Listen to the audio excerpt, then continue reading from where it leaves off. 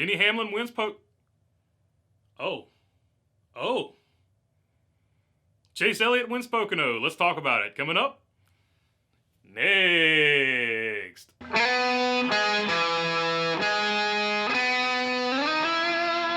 What is going on, everybody? Hope you are doing good this Monday.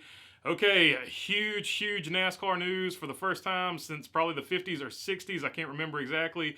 But when Herb Thomas was given a win, the cars in front were disqualified, and the man in third place gets the win. So before we get into the disqualification and all that, because that's, of course, going to be the big story, let's give respect to Chase Elliott. Chase Elliott win number 4 on the season. He's got the second most top 5s.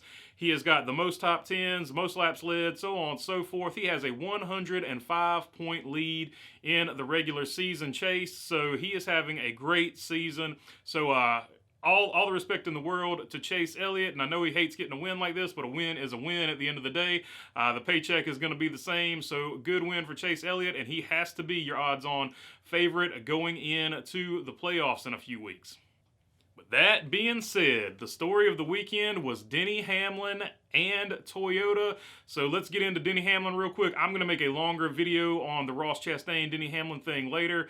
But just the highlights of this, Denny Hamlin pays back Ross Chastain finally for the 2 wrecks that Ross Chastain and him were involved in earlier in the season. And I have no problem with the payback. In fact, I think he probably should have paid him back a long time ago, just so this would be done and over with.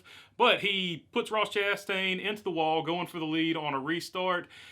But what I do have issue with is he kind of did the exact same thing that everybody got on Noah Gregson's back about. He did it in front of the entire field, and this time he collected Kevin Harvick. Kevin Harvick was having a great run, and so it'll be interesting to watch that going forward. In fact, Kevin Harvick had enough speed with the way these cautions played out. He could have been a contender for the win, especially with the 2 other Toyotas getting DQ'd, so we'll have to follow that going forward. But Denny Hamlin, I don't mind the payback, but he did it in front of the field. But like I said, I'm going to make a full video on that later, because there's even a bigger story that happened after that, and that is both of the Toyotas, the 1 and 2 cars, in finishing order, were disqualified. Denny Hamlin and Kyle Busch were disqualified. The nose fascia on the car was found to be modified in some way, shape, or form. Both of those cars were disqualified, and that made your winner Chase Elliott and your second place man Tyler Reddick. RCR outran 2311, even with the, you have to imagine all the Toyotas had that modification on there. So RCR outran 2311, so for all the people that are like, oh, Tyler Reddick's going to get junked the rest of the season, so far not, because he outran 2311 today in the 8 car, so that is another story. But let's get back to Toyota getting disqualified. So 2 Toyotas failed. It had to be a significant modification for them to immediately take the win away. Obviously, it is going back to NASCAR headquarters to be further looked at and examined to see exactly what penalties, if any more, will be handed down. And that is actually what I wanted to get to, because they have already fined RFK for a level 1 penalty when they essentially were just trying to repair a part. NASCAR said you can't repair it that way, and even in this race, Petty GMS used an unapproved screen filter. Apparently the screen filter they used was a little too dense, the holes were too small, or whatever you want to say. They got a 35-point fine for that, and that was these were minor modifications that just happened to be unapproved by NASCAR, right? What Toyota did appears to be a performance modification to a part, and let's actually just look exactly at NASCAR's wording on this rule before we go any further. I think this would fall under a level 3 penalty, because those violations include counterfeiting or modifying single source next gen parts.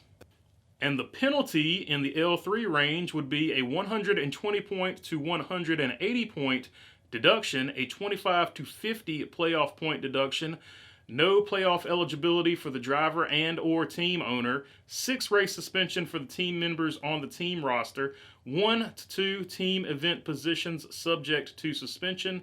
NASCAR could suspend the car number for 1 race, and a $250,000 to $500,000 fine.